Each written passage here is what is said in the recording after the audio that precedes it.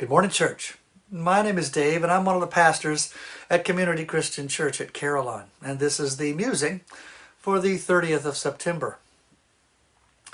Now, before I was a Christian, one of the things that used to irritate me was the fact that science and philosophy kept arriving at conclusions about what was true, and the church always seemed to have beaten them to the punch. By that I mean that the latest understandings of what the world was really like and how things really worked kept arriving at places that the church had already always been. It was as if the scientists were climbing up one side of the mountain of truth and the philosophers were climbing up the opposite side. And when they got to the top, they found a bunch of theologians who'd been living there all along. It was annoying. I came across a recent example.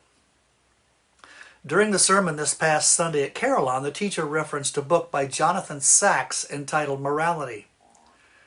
Now, in this book, Sacks presents his belief that society rests on three institutional pillars: economics, which is about the allocation of resources; politics, which is about the allocation of power; and morality, which is about pursuing the common good, living in cooperation with others.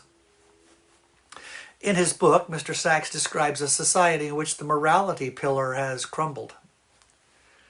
He says, the markets will be merciless. Politics will be deceiving, divisive, confrontational, and extreme.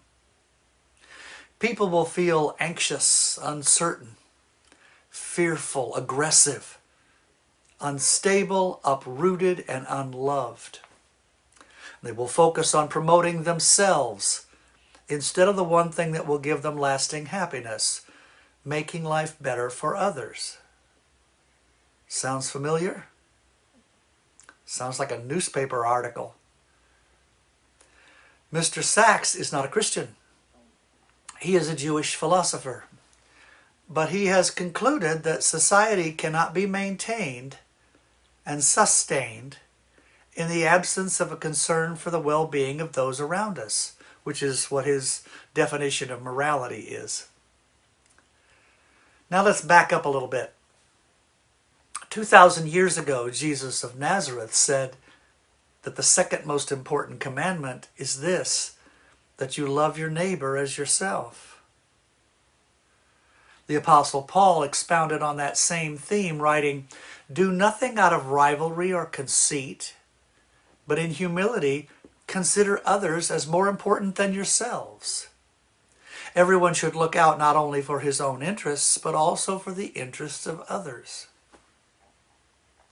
See what I mean? Jesus knew it, Paul knew it, and now, finally, the social scientists and the philosophers know it too. Congratulations, guys.